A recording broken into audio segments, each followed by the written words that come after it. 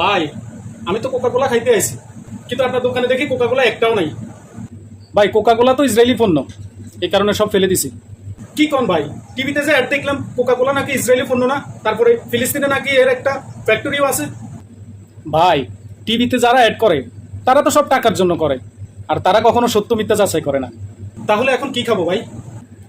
Coca কোলা বাদ দেন, RC কোলা খান, মজু কোলা খান। কিন্তু Coca কোলা ছাড়া তো আমি অন্য কিছু খাই না। এখন কোকা কোলা বর্জন করেন, ফিলিস্তিনি ভাই বোনদের সাপোর্ট করেন। হুম, এটা আপনি ঠিক বলেছেন।